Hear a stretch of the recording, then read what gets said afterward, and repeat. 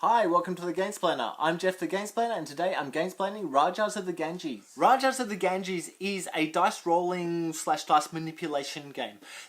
As much as there's other stuff going on, it all comes down to those dice. You have 10 or 8, depending on which version of the game you're playing. There are 2 different versions. I haven't played the harder version, I've only played the easier version.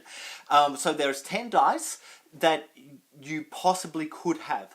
I have not once, in all the plays that I've had of this game, I've not once got to having all 10 dice on my board. I've been using them a lot quicker than that enables. There are no hidden points on this game. It's all really straightforward in front of you. In fact, what you're racing for is to get from here and here all the way around the board till your pieces cross over again. The first person to get their pieces to cross over again will very likely win. There's a bit of another turn, or anyone who's in between the person who crosses over and the first player, so that we'll have another turn so that everyone gets the same number of turns. But what we're looking for is, if there's a couple of players who are really close to it and one crosses over, the next player, if they're really close, they might be able to cross over a little bit further and they'll win. But if that's not the case, then the winning player will be the first person who crosses their pieces together in the scoring. So what are those 2 tracks? Those 2 tracks are fame or something to that effect, and the other one is the bank, the money. So how much money you've got. So this one's going to continue to be moving. This one will be moving forward and back and forward and back, and you want it to move further forward than it's moving backwards. There's a lot of stuff going on with this game. I say it's a dice placement game or a dice usage game, but it's also a worker placement game. So you're taking your workers from your stack, you're putting them on a place.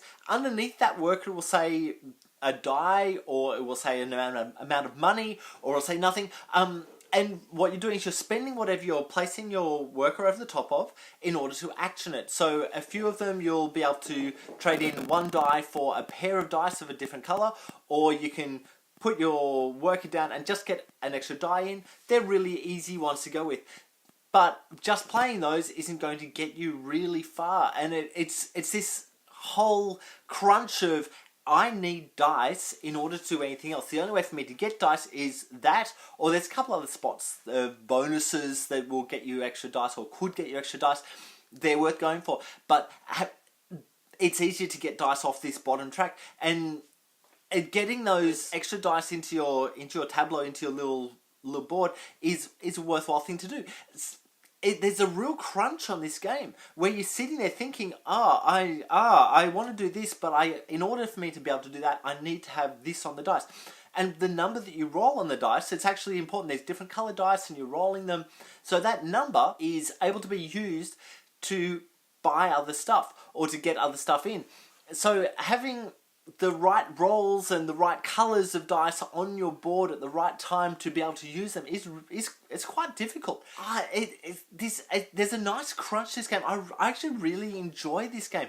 I find that this game, there's been a few games come out recently that are of using the Indian kind of ideas as a way of gameplay, and I'm really okay with that. This one, I've played this one, or I got this one right on the back of Agra, and having those 2 back to back, if you've watched my Agra video, you'll know I want to like it, but it's just too much. This one is actually a lot easier than it looks. So you've got a whole bunch of different spots to kind of get your head around, but once you've got your head around what each of the things means, doing something with them it's a usable thing. It's something that you can do. The design on this game is really good. The way that we move through the game, it makes sense. And I really like that. I really like that in this game. The fact that you're just merely racing to up your fame and move your money together it actually works really well for me. So it means that you could spend your time just focus purely on getting that fame track up. Might be fortune. I'm sorry if I've misspoken. I'm not looking at rules at the moment. If you watch my next video, you'll get the right words for it. But if you're moving around that track and you just focus on moving, then eventually you'll get to where your money is. But the money, it wants to move as well. So generally I've found that I've met positions over here. So I've moved this track, the fame or fortune track, a lot more than I've moved the main track because the money's moving up and down. And you need to move that money up and down in order for you to actually do much. So sometimes you're going to be spending money to do the action that will move you backwards on that track. That manipulation is actually really good because it means that I could meet here or I could meet over here. And having the players doing that that manipulation and joining their things together or passing them past each other in different spots is actually a worthwhile thing because you're kind of looking at it going, oh, I could do that, and there's a lot of gears that need to tick over in your head to get past that or get to the point where you kind of, that's how I'm going to win this game. It's a little bit that I really quite like in this game. The first player is marked by a little elephant, and that's fine, but there's a spot that you can take, if you've got a 1, I believe it is. You take that spot, you're going to get some points for it, but it gives you the elephant for the next turn, makes you the first player for the next turn. So if you're the first player at the moment, normally, in a normal game, it would be, if you're playing with 4 people, because this game plays 2 to 4 players, if you're playing with 4 people, normally you'll be first player, then you'll be the 4th player, 3rd, 2nd, and then first player again. You can, as the first player, play into that spot and you're going to get to be first player again. Or you can, as 4th player, play into that spot and next turn you'll get to be first player. And so whoever plays into that one spot will gain the ability to be the first player. Why is that important? Because there are spots open. It's a worker placement game. So once I've placed a worker on that spot is taken until everyone has placed out their workers. And so by me going earlier, it enables me to gain that spot, but I've giving up a turn in essence to get that marker. It's sometimes worthwhile. I've found that in a 2-player game, not as worthwhile because you know what, you're only one person off. It doesn't matter. But in a 4-player game, that marker, that spot is actually really, really important and really important to go after. I like the design. I like most of the stuff about this game. There's a few of the markings I've had to look up a few times that are on the river. I like that there are 3 different extra guys available to you, but you're only going to be able to take 2 of them. So once you've got 2, you take the other one off. Moving through that stuff and kind of working towards getting those guys into your field as quickly as possible is actually a worthwhile thing to do because so there's one on the money, there's one on the points, and there's one on the river. So if you can work past those points, you get those extra guys, and suddenly you're playing with 4 guys instead of 3, and everyone else is still playing with 3.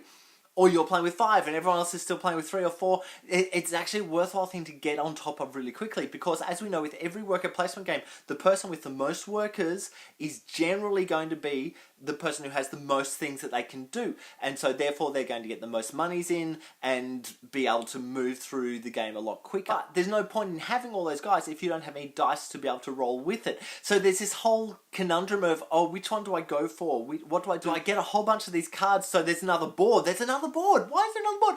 I love that there's another board.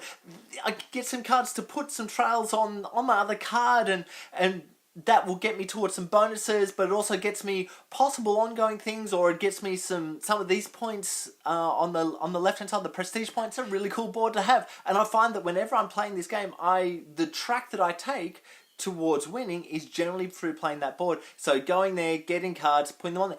That tells you what your dice need to show. So if you've got high rolls on those dice, you add them up. So say I need an 8. If I've rolled 2 5s, I can use those 2 5s as showing a 10.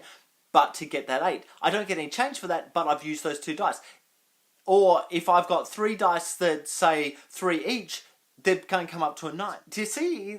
There's really a balance on how many dice you have, but what those dice have rolled. There is one place on the board where you're able to go and re-roll any dice that you've got. You're able to use Karma to switch dice to the other side. So if you've got a dice roll that's showing a 2, you can use a Karma point to switch one of your dice over. So it's showing 2. Flip it over, it becomes a 5.